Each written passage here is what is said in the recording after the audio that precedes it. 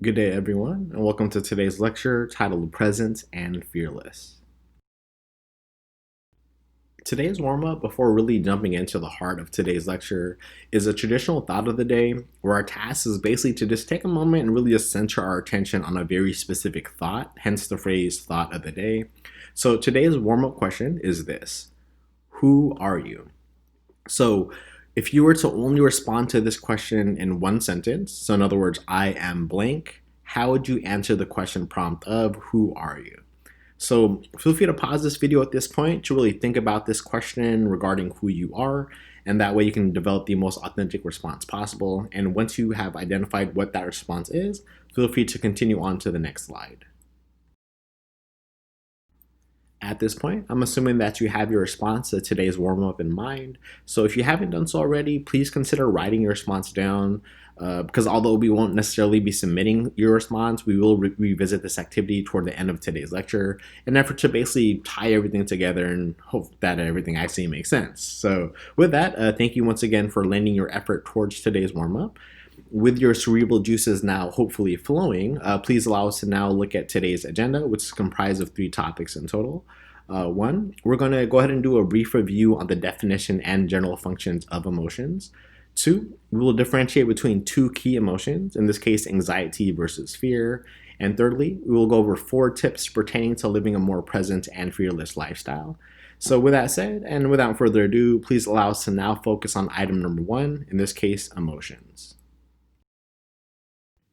Defined, emotions are conceptualized by the following: a complex reaction pattern that is triggered by an individual dealing with a personally significant matter or event. So, in simpler terms, emotions can basically be perceived as these reactions that are embodied by physical, mental, and cellular responses to, again, life events and matters.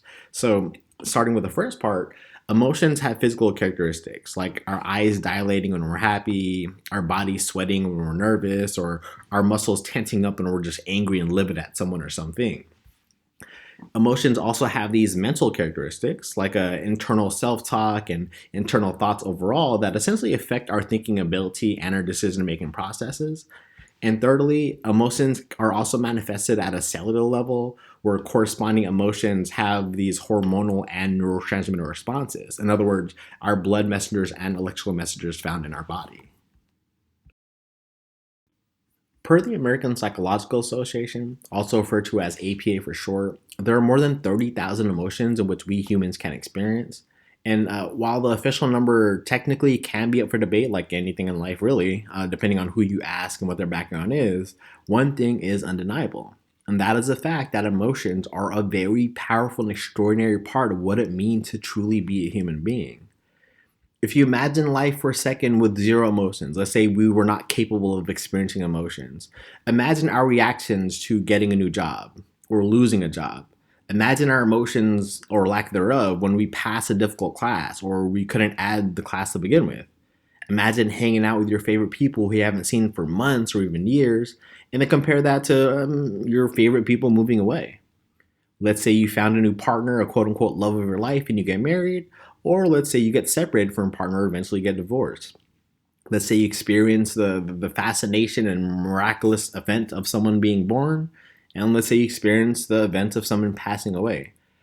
Imagine literally going through these experiences in life, these significant life events that essentially all of us will experience at some point, and having zero emotional ties to these major moments. Without emotions, we literally would not be able to distinguish a happy event from one that is sad, or on a more serious note, a safe environment from one that has imminent danger. Our emotions can be considered as these instant cueing systems, almost like it's like an internal alarm or an internal alert system that says, hey, let's focus really quick. Something is happening and it needs your attention. Emotions essentially help just inform us about the different situations in life, thus motivating us to take appropriate action to either maintain a particular behavior, to run if necessary, to fight if necessary. In other words, to do anything to basically maximize the survival and overall well being. In a sense, emotions can be perceived as these little assistants that live inside of us that essentially remind us that something is happening, therefore, we must take a corresponding action. The two emotions most pertinent to today's topic of being both present and fearless are anxiety and fear. And while both of these emotions do have a knack for being perceived as this very unpleasant and unwanted thing, they do have deep and underlying processes, as both emotions serve as a cueing system for danger. More so anxiety than fear, but I'll elaborate that in a second. But long story short, unlike other emotions, anxiety and fear are some of the more prominent emotions that we can experience to let us know, hey, something dangerous may or may not happen. So let me kind of define anxiety here to kind of give you more insight. So anxiety defined is an emotion which is characterized by anticipating, keyword there's anticipating danger, catastrophe, or misfortune. So anxiety is this fundamental human emotion that really has this adaptive function to protect us from danger. If there's a wild feral animal, for example, that's foaming at the mouth and it looks like it's running toward me because it looks hungry, I'm naturally going to get anxious.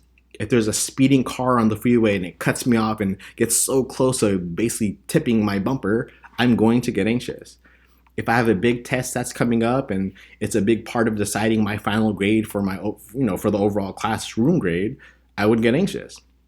In other words, anxiety is normal. It truly is a regular part of life, and it serves as a function to heighten our senses when other emotions like joy and bliss and happiness simply won't save you from danger or otherwise risky behavior.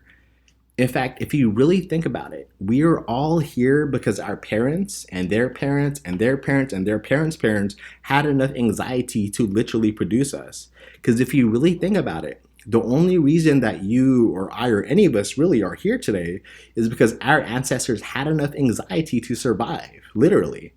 So, in a sense, you are very special by default of your existence. As you alone, your existence literally represents the gift of a long lineage of surviving DNA that had the necessary anxiety in life to anticipate harm and prepare accordingly. The point being, anxiety, if I haven't made it clear by now, is an absolutely necessary part of human living for human survival. So, if you take these ideas and by comparison compare it to fear, fear is defined as this: it's the intense emotion that is aroused by the detection of a perceived imminent threat. So, in other words, where anxiety is the anticipation of an event, fear is what happens when you feel like, oh, it's here, it's imminent, it's going to happen. So, very similar with exception of the imminent part. So, to make it a little bit more clear, anxiety essentially is the emotion you experience when you're thinking about a big exam that's going to possibly take place in a few weeks. Fear is what you feel when you feel, oh, the test is here. Whether that means walking to the test classroom, whether it means physically taking the test or completing the test and getting the results back. Fear is that imminent part. Moreover, anxiety, for example, is you anticipating the loss of a loved one who perhaps is sick, while fear occurs when the loss will be imminent, whether it's right before that person's passing, during the passing, or perhaps sometime after the passing. So, with these definitions in mind, allow me to please make this clear. Our goal with these definitions is then it's not to remove anxiety, because as we've already discussed, anxiety is something that is hardwired into our being and it's simply necessary for our survival. So instead, our goal is to control our physiological and psychological symptoms that underlie anxiety. So that way we can better monitor anxiety and control anxiety. And as a result, our goal hopefully is to minimize the amount of opportunities that anxiety can then be transformed into the imminent emotion that is fear. And the reason why this is important is because if we live in fear, it has a triad of negative effects. Fear can have negative effects on the body, fear can have negative effects on the mind, and most importantly, arguably, is fear can have negative effects on the overall quality of life. The first step to better controlling our anxiety and eventually eliminating fear is to be better at recognizing its symptoms. So, to help us do this, in front of you is a picture of something in psychology that is referred to as a wobbly man. And if you can't tell by looking at it, it's basically a visual aid or a tool that's used to help us understand what being anxious or fearful typically looks and feels like. In other words, what are the symptoms? So, if you direct your attention to the wobbly man, please note that there are two key areas that are most commonly affected when we're overly anxious and fearful, and that, of course, is our heart and our lungs. So, with respect to the heart, when we're overly anxious or fearful, we typically have a heart that races. We experience these heart palpitations, in some cases so intense that it truly feels like our heart may actually jump outside of our chest. And when it comes to our breathing, meaning our lungs and our respiratory system, when we're overly anxious and fearful, it's very common for us to experience these episodes of feeling breathless, where we can't breathe, or we're breathing too fast, or we're breathing too shallow.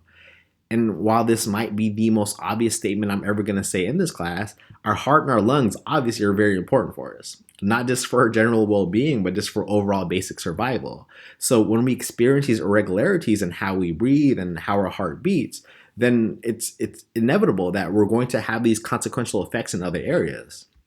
And some of these symptoms include feeling nauseated, not being able to eat, or just having a lack of appetite, having jelly like legs, hence the term wobbly man, sweating or shivering and overall just perspiring more than usual, trembling, or in some cases, having funny and blurry vision.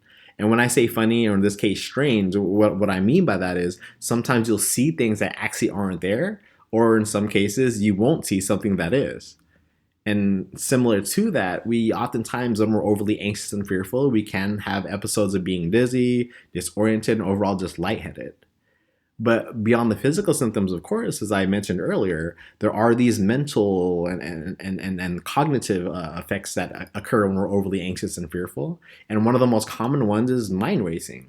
And when we say mind racing, of course, I'm not saying that our minds are racing with positive thoughts and beautiful ideas. Usually, when our mind races because of anxiety and fear, it's usually negative. It's usually pessimistic. It's usually doubtful.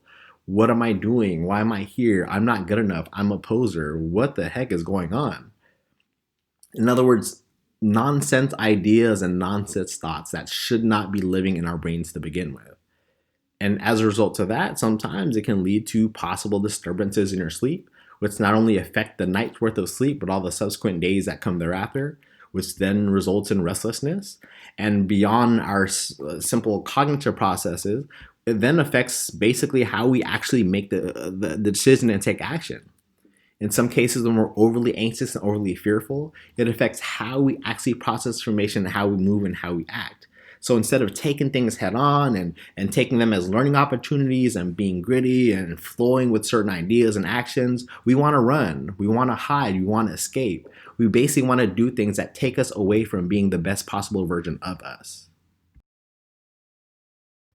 With these symptoms of anxiety now in our purview, our goal for the remainder of this lecture is to dissect 4 tips toward living a more present and fearless life. These 4 tips are as follows: intellectual preparation, body regulation through a process known as controlled breathing, mind regulation, also known as thought stop and thought control, and lastly, we will discuss the impact of mindfulness. Tip number 1 is a strategy known as intellectual preparation, where you do your best to just learn as much as you can about a specific fear. Because when you really, really think of it, when you really think of what it is you're scared of or what you perceive to be a fear in your life, it's important to always first ask yourself, are you truly scared of this thing? Or have you simply yet to just educate yourself on the actual matter at hand? In other words, how much do you truly know about what it is you're scared of? So the first stage of intellectual preparation, rather, is to expose yourself to a solution. What has been done? What's currently being done? What's being worked on by others in similar situations? So in other words, how can I prevent? How do I prepare? Or if necessary, how do I live with such perceived fears? Once you're exposed to possible remedies and solutions, step 2 is simply to remember these remedies and solutions. In other words, to commit these strategies to your long-term memory so they become a true part of your fabric being. To study it, to know it, to remember it. Because ultimately, if something in this world has enough power to instill fear into us, to inhibit us from really being the best versions of us, then it's highly worth noting that we ought to learn and ought to study and ought to reinforce the answers that can ultimately extinguish these proverbial flames. The third stage of intellectual preparation is understanding, more specifically, understanding the whys and the hows of our fears and anxieties. Why do these solutions work? How do I make sure that they continue to work? Because as problems are broken down and disaggregated and separated into its individual parts, it's in this stage where we can better understand what is and what is not in our control. And as we develop this understanding, it gives us a better scope and idea of where we should direct our attention and focus. The fourth stage of intellectual preparation is application. And essentially, this is just a reminder that since not all plans are, of course, one size fits all, it's imperative that based on what we've been exposed to, based on what we're remembering, based on what we understand, we then must ensure that we customize these remedies and we customize these strategies so that way we can authentically apply them to our individual lives. The true pinnacle of intellectual preparation, though, is the ability to create new information or simply to teach existing information to others who have the same fear or fears. In other words, it's one thing to be exposed to an answer, it's one thing to remember such strategies, it's another thing to understand the whys and the hows, as well as how to apply it to your own life. But the ability to create and teach information, that is the true pinnacle. Because it is at that stage where something that used to be considered a fear can now simply be considered an anecdote in your personal history.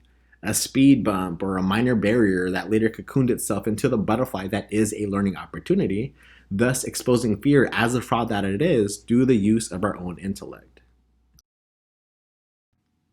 With the strategy of intellectual preparation now discussed, the next strategy is known as somatic and or body regulation through the process of controlled breathing. As we've already mentioned, anxiety and fear can affect both our heart and our lungs by way of experiencing these heart palpitations or these episodes of being breathless or having short and rapid breathing. So, with that in mind, it makes sense that this particular strategy, known as controlled breathing, comes highly recommended as a remedy to truly fight against anxiety and fear. So if you take a look at the picture in front of you, assuming that this is one of us, the first thing to take note of when we're engaging in controlled breathing is to breathe through our nose, not our mouth.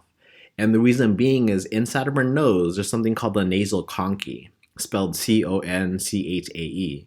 And essentially what the nasal conchae is, it's this natural and organic filter that warms and humidifies the air that we breathe, giving us literally the best oxygen to breathe to ensure that our body can take care of whatever it has to take care of. So from breathing through our nose and allowing the air to basically go through this natural filter, the oxygen then goes to our lungs, which makes sense because that is indeed the warehouse of our air. From the lungs, it gets then packaged and distributed to our heart, and our heart then sends it by way of arteries to the rest of our body. So that way all this oxygen can be sent to our arms and our hands and our legs and our feet. And whatever is not used, in other words, whatever is waste that is not able to be utilized by our body, then gets sent back in a reverse process, this time by way of the veins. And as the veins operate, it sends everything back to the heart. From the heart, it goes back to the lungs. And if we want to complete this process appropriately, at that point, we then exhale everything out using once again our nose.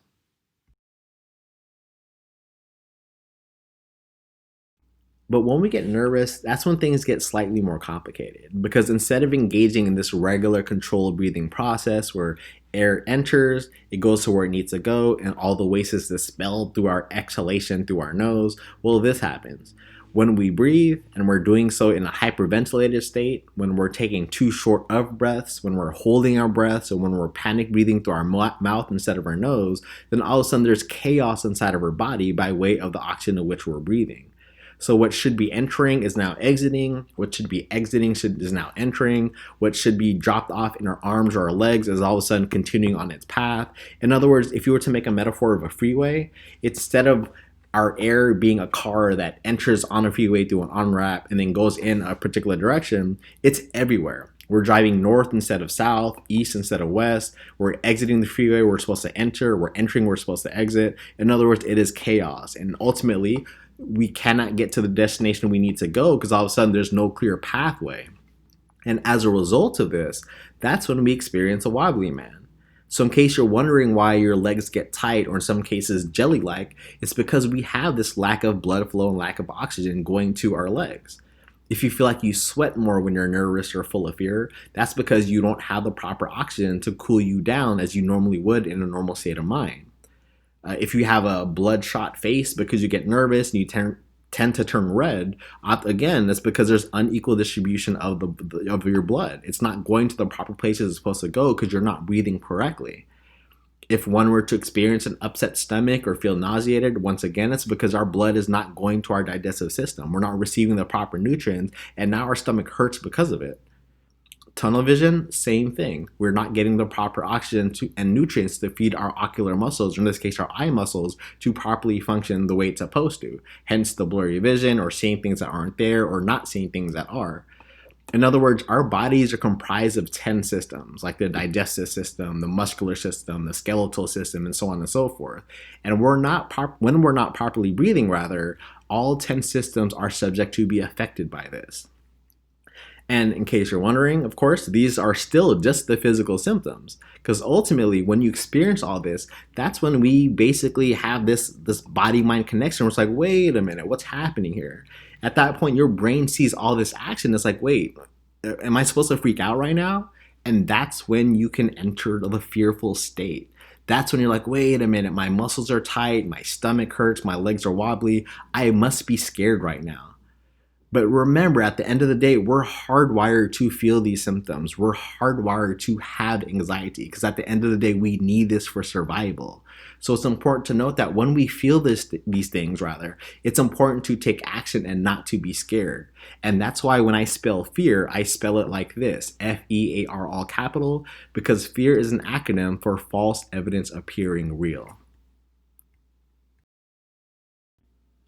While there are a multitude of different strategies and techniques for proper controlled breathing to offset some of the things that we've just discussed, what I'd like to share with the class now is literally one of the most basic forms of diaphragmatic breathing, and it's known as a 1-2 breathing technique. So when you feel like your world is turning into chaos and it truly is spiraling out of control by way of anxiety and fear, breathing techniques truly help us bring the world back down. And when it comes to the 1-2 breathing technique, the premise is pretty straightforward. For one, you want to make sure you're properly inhaling. So as we've already discussed, you want to make sure you're doing this through the nose. But the more important piece here is when you exhale, you want to make sure you do it twice as long. And the reason being is when we hyperventilate or when we hold our breath and otherwise just not breathing as we normally would, the doubled exhale process basically makes sure that we're getting rid of all this waste that got stuck into our bodies, all these unused nutrients or all this CO2 and anything else that we breathe in that never actually exited. By exhaling twice as long, we ensure that these things are gone and removed from our actual bodies.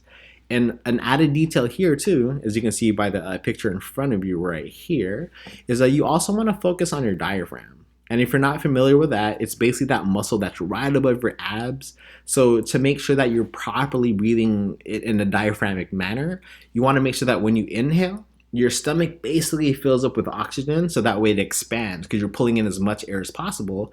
But more importantly, when you exhale, your stomach basically gets as empty as possible. It's almost like taking a balloon and squeezing all the air or water or whatever kind of balloon you have, but you're squeezing all the content of it inside and you're pressing it all out. So that way it's as empty as possible.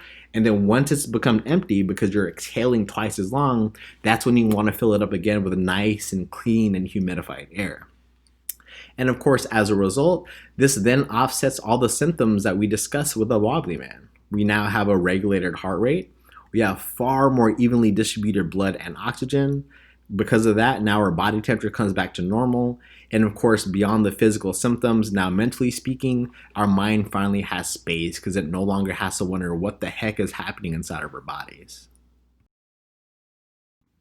With the strategies of intellectual preparation and somatic body regulation now covered, please allow us to now shift focus on the third strategy here, which is cognitive, aka mind regulation, also known as thought stop and thought control.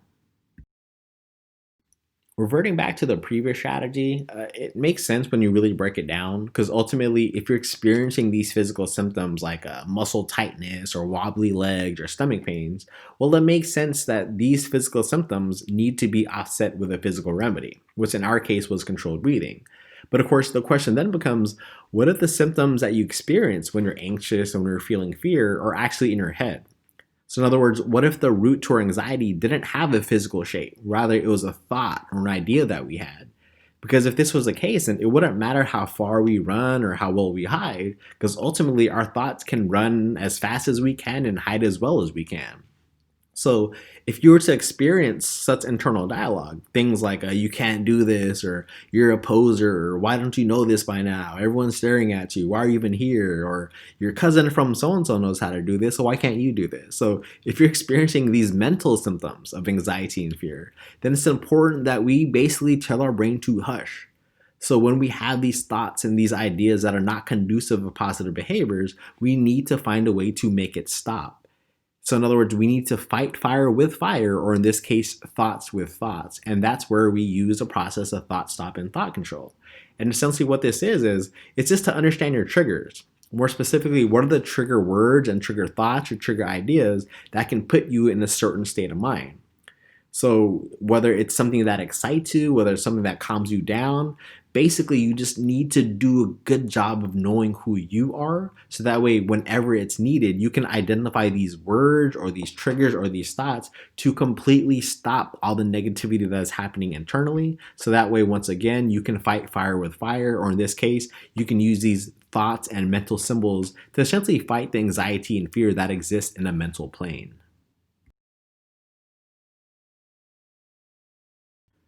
The ultimate goal here then is to identify that trigger word or thought or thoughts and ideas that you love more than the idea of being scared. You love more than the idea of being anxious.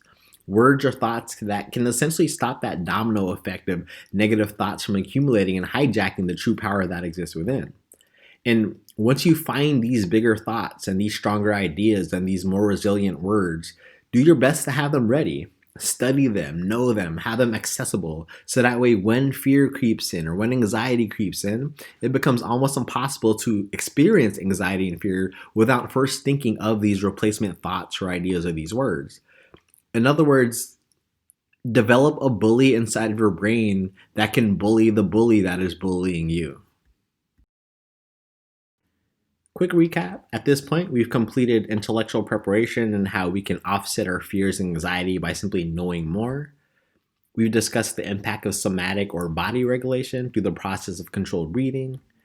And most recently, we've discussed the impact of cognitive or mind regulations through thought stop and thought control processes.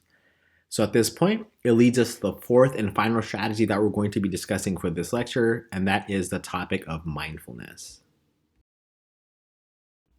Mindfulness is defined as follows. It is the quality or state of being aware of the present moment. So within the context of time, as we all know by now, time is comprised of three components: the past, the present, and the future. So within this context, mindfulness essentially is the state of being aware of that middle part of the continuum of being present, essentially.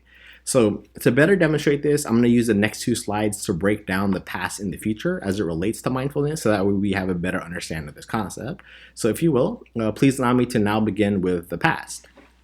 So before I begin this though, let me first declare, because I feel like this can oftentimes be misinterpreted, the past is very important. My past, your past, our past, it's a very important concept.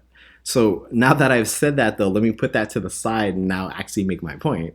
Because while our past is undoubtedly important, particularly for learning lessons and of course acknowledging our roots, whether it pertains to where we grew up or where our families and ancestors derived, but anything beyond this can be very, very counterintuitive to mindfulness. In other words, anything beyond learning lessons or acknowledging your past.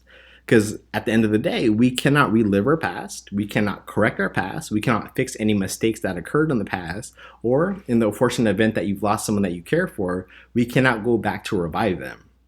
Therefore, it's important for me to emphasize that beyond paying respects and beyond finding these underlying lessons to learn from, to essentially apply it to our current and present day life, it's equally important to remind us all that we cannot dwell on the past either.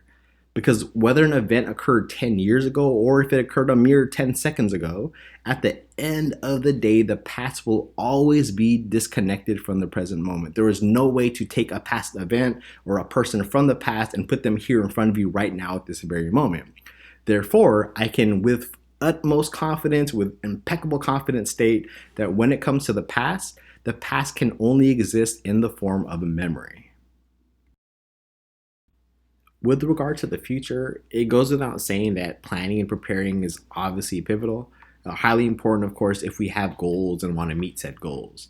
But just like the past, the future too can be a very detrimental place if we stay there too long with the incorrect intentions.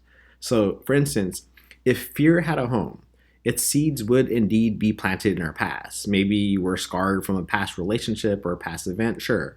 But the heart of fear actually lives and breathes in the future. It oftentimes exists in the form of what if I don't do this? Or what if I fail? What if they tell me no? What if I embarrass myself? What will be the consequences? What will be the results? In other words, what's going to happen in the future? All the while, as we sit here and contemplate the future and these infinite possibilities that may or may not even happen, we waste all this valuable time, all these precious seconds that are ticking away in our present and actual reality that is life. So, with that, then I propose an alternative thought. What if all the time that we spent focusing on these future based hypothetical situations were actually spent towards planning, towards constructively preparing, towards intentionally concentrating on the tangible things that we can actually modify, improve, and sustain today? After all, what is the point of planning for Thursday when Thursday comes, we're already planning for Friday? Because if we operate with this type of mentality, then we're constantly going to find ourselves living in thoughts as opposed to reality. Because if we agree that the past is complete and therefore only exists as a memory, then the future that has yet to arrive in the present day merely exists as a thought. As a result of these mindful practices, one is more prone to realizing that a significant allocation of our fears and our anxieties are actually tied to our past and our future. More specifically, tied to our thoughts and to our memories. Therefore, when fear starts to creep into our lives, mindfulness is the practice of gently reminding ourselves to reconnect to the present moment, thus disconnecting from the detrimental effects of our negative thoughts and our negative memories. And when we do this, we put ourselves in a prime position to learn something quite remarkable. If the past truly is nothing more than a memory, and the future truly is nothing more than a thought, then that means that 100% of life is happening right now. More specifically, 100% of life is happening in the present moment. And in the present moment, we have full control over our actions, not in the past because we cannot rewind, not in the future because we cannot fast forward, but right now we have full control. If we choose to, we can practice controlled breathing. We can practice thought stop and thought control. We can engage in intellectual preparation. If we choose to, we can focus on the basics and just focus on our senses. We can use our sense of vision to look at only what we want to see. We can use our sense of hearing to listen to only what we want to hear. We can smell what we want. We can taste what we want. We can feel the textures of the world as we so please. Because the present moment right now is fully in our control if we choose not to be weighed down by these extraneous thoughts and counterintuitive memories. Because as I mentioned, while we can't fast forward nor can we rewind, if we truly want change to happen, right now is the best time to act because right now is the only time to act. Therefore, if you find yourself in a situation when you're staring fear directly into its metaphorical face, there's literally only one question that we ought to ask ourselves. And that question is, what can I do right now? And whatever the answer is to this question, I strongly recommend that we do this. But if we find ourselves in a situation where there is nothing that we can do, then knowing what we know now, why worry? At this juncture of the lecture, it is my intention at this point that we all kind of shift our perspective, if you haven't done so already, with regard to how we see time. Because the past and the future can literally only exist if the present you decides to even think about it. So if one day you decided to no longer direct any of your energy to a certain past memory, or if one day you decided to stop investing your time into a fantasy or a hypothetical future, then neither of these things would even exist. Ultimately, the past you and the future you, unlike the present you, they have no form. They don't occupy any physical space. You can literally walk to the ends of the earth, under every table, look under every rock, open every door, open every closet, every container, and these things will not be found. Because the past you and the future you, they exist literally only as a thought or as an idea. And I guess if you really want to get technical, sure, the future you can exist as like a journal entry or something on a vision board. And perhaps the past you can exist as like a picture or a video. But ultimately, these things aren't actually you. These are just symbols. They're just representations of what you think you are, what you think you were. Because ultimately, none of these things can even come even close to touching just how beautiful and how powerful and how ever so loving the present you is. Because these past remnants and these future projections, they don't breathe like you, they can't speak like you, they don't sleep like you, they can't grow or develop or evolve like you, they can't create change, nor can they maintain perfect imperfection like you can, because only the present you can do these things. So it's important, matter of fact, it's pivotal to note that your past is not powerful because of how it makes you feel now. More so, your past isn't powerful because of how it shaped you to become who you are now. That's very backwards thinking. So I challenge you to think in the inverse. Instead, think of it as this: your present, meaning the present you, is powerful because your present is what gives your past an ability to even exist. The present you is literally the power source of every memory you choose to recall. The present you is the power source of every plan you choose to make. Without the present you, your past and your future would not exist. And since fear only exists as a seed in our past or as a projection in our future, then I gotta make this clear. The present you alone has the ability to decide whether or not you want fear to be allowed into your life to begin with. This is the source of your totality. This is how much control you have. This is what mindfulness is all about. And the more mindful and present minded we are, the less room we have to be scared, because we are the most powerful versions of us when we are the most present versions of us. Circling back to the original question that was posed in this lecture's warm up regarding who are you, what better response with regard to being present, with regard to being fearless, than to simply state, I am here?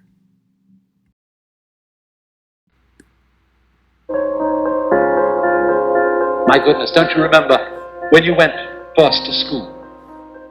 You went to kindergarten. And in kindergarten, the idea was to push along so that you could get into first grade. And then push along so that you could get into second grade, third grade, and so on, going up and up. And then you went to high school, and this was a great transition in life. And now the pressure is being put on. You must get ahead.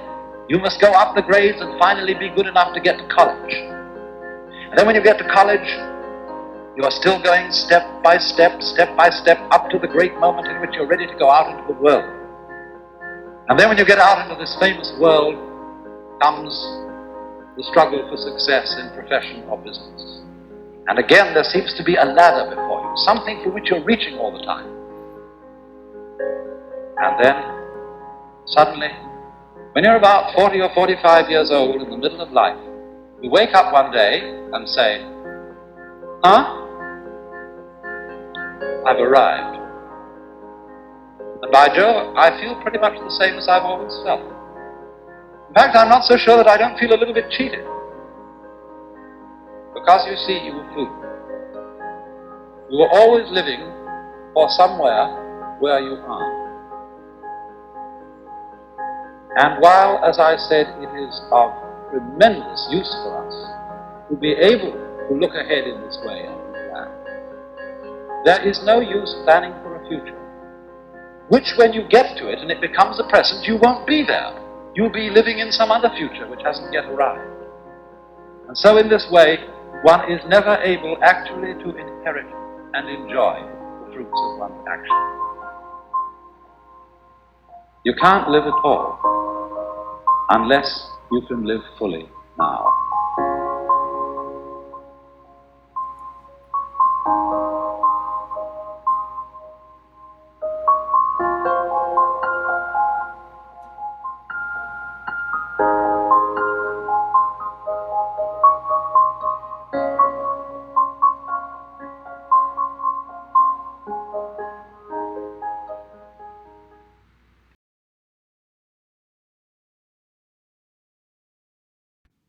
In closing, wherever you are, be all there. Jim Elliott.